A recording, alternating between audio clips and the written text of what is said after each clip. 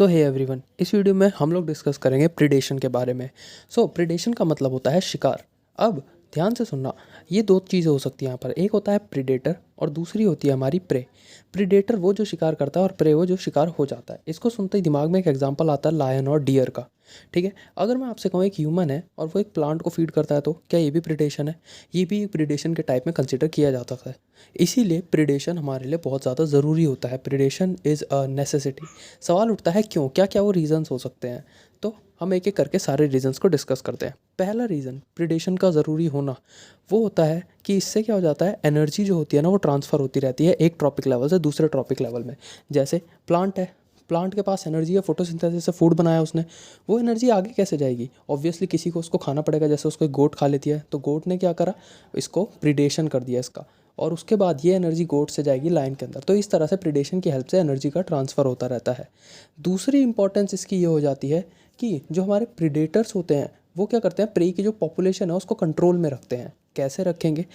बहुत सारे एग्जांपल आपको पता है, लेकिन एनसीईआरटी का एक एग्जांपल है। वो कहता है कि ऑस्ट्रेलिया में एक बार मिड 1920s में क्या हुआ था कि उन लोगों ने एक एक्जॉटिक स्पीसीज़ को इंट्रोड्यूस कराया जो कि थी हमारी प्रिकली पियर कैक्टस। अब ये जो कैक्टस था बहुत इंटरेक्टिव दिखता था, लेकिन प्रॉब्लम ये थी कि ये बाहर से आया था, तो उसका जो प्रीडेटर था वो हमारे पास नहीं था। इसका प्रीडेटर एब्सेंट था। तो प्रीडेटर एब्सेंट होने की वजह से क्या हुआ, इसकी जो पॉपुलेशन थी वो बहुत ज़्यादा इंक्रीज़ कर गई ऑस्ट्रेलिया में। बाद में उसको कंट्रोल करने के लिए इसके प्रीडेटर को भी बुलाना पड़ा, जो कि एक मौत था, और उसने इसकी पॉपुलेशन को कंट्रोल करा था। तीसरी इंपॉर्टेंस प्रीडेटर की होती है कि ये क्या करता है, स्पीसीज़ की डाइवर्सिटी को मैनेज करता है, मेंटेन रखता है स्पीसीज़ में डाइवर्सिटी को। ये कैसा लॉजिक है? ये तो स्पीसीज़ को खा जाते हैं।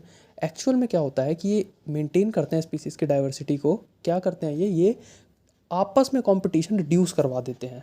जो स्पीसीज़ आपस में इंटर स्पेसिफिक कंपटीशन होता है ना, उसको रिड्यूस कर देते हैं। एक एग्जांपल सुनना, इसका एक बहुत ही कमाल का एग्जांपल है जो अपनी एनसीईआरटी में दिया हुआ है। वो क्या कहता है कि अमेरिका के पैसिफिक कोस्ट पे एक बार क्या हुआ था कि वहाँ पर जो एक स्टारफिश थी जिसका नाम था स्टारफिश पिज़ास्टर, और ये वाली जो स्टारफिश है, ये स्टारफिश वहाँ की जो थी मेजर प्रीडेटर हुआ करती थी। मतलब वहाँ पे ये ज़्यादातर स्पीसीज़ को खाती थी। तो हुआ क्या, इन लोगों ने इसको रिमूव कर दिया एक बार। तो रिमूव करने से हमने सोचा था कि प्रे जो होंगे उनकी पॉपुलेशन बहुत ज़्यादा बढ़ जाएगी। हुआ इसका उल्टा, बढ़ना तो छोड़ो, 10 प्रे की जो स्पीसीज़ थी वो एक साल के अंदर अंदर एक्सटिंक्ट हो गई थी। टोटल जो 10 स्पीसीज़ वहाँ पर रहा करती थी वो सारी की सारी एक ही साल में एक्सटिंक्ट हो गई थी। क्यों? क्योंकि ये कि इन्होंने क्या किया, ये आपस में ही कंपटीशन करने लग गए थे। इंटर स्पीसीज़ कंपटीशन इनके अंदर इतना ज़्यादा हो गया कि ये एक्सटिंक्ट होते चले गए। जब तक ये थी तब तक तो आपस में साथ रहते थे इससे बचने के लिए, ये गई तो आपस में ही लड़ मरे। ठीक है। चौथा पॉइंट, जो चौथा रीज़न है प्रीडेटर की यूज़ का, वो होता है कि प्रीडेटर जो होते हैं वो बहुत प्रूडेंट होते हैं। प्रूडेंट का मतलब अभी समझ जाओगे, पहले इस बात को समझो। देखो, जंगल में एक लायन है, वो क्या सारे के सारे डियर को एक ही बारी में मार देता है?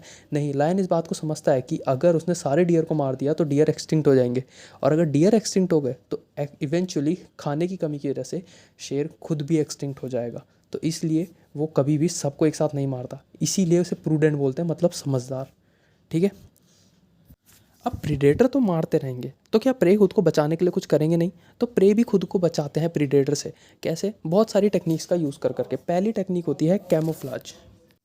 तो कैमोफ्लाज का क्या मतलब होता है? कैमोफ्लाज आपने बहुत ज़्यादा देखा होगा, इसका मतलब होता है रंग बदल लेना।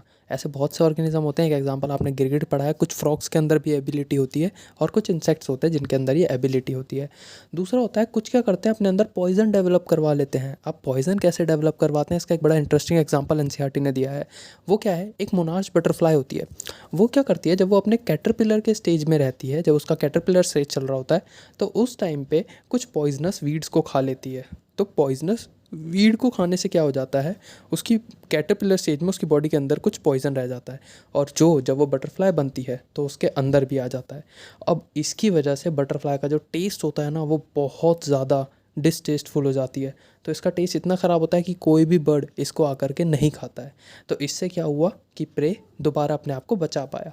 ये तो थे जो एनिमल्स करते हैं। प्लांट्स भी अपने आप को बचाने के लिए कई चीज़ें करते हैं। जैसे सबसे पहला तो होता है हमारा थ्रोन्स और स्पाइंस डेवलप करवा लेते हैं प्लांट्स अपने ऊपर। ठीक है, सिंपल से आपने पढ़ रखे होंगे, इसके बहुत से एग्जांपल्स हैं, लेकिन एनसीईआरटी इसके दो ही एग्जांपल्स आपको पढ़ने को कहती है, that is acacia and cactus. दूसरा क्या करते हैं प्लांट्स, प्लांट्स क्या करते हैं कि वो अपने अंदर कुछ केमिकल्स को डेवलप करवा लेते हैं जो कि ये काम कर देते हैं। जैसे कैलोट्रोपिस अपने अंदर क्या करता है, एक ग्लाइकोसाइडिक पॉइजन को डेवलप करवा लेता है, जिसकी वजह से कोई भी कैटल उसके ऊपर ग्रेज नहीं करती है। सो प्रिडेशन के लिए आपको इतना ही पढ़ना था, एक बार एनसीईआरटी से रीड कर लेना। नेक्स्ट वीडियो में हम सारे बचे हुए सारे कंप्लीट कर लेंगे, छोटे छोटे हैं। सो इस वीडियो के लिए इतना ही। Thanks for watching.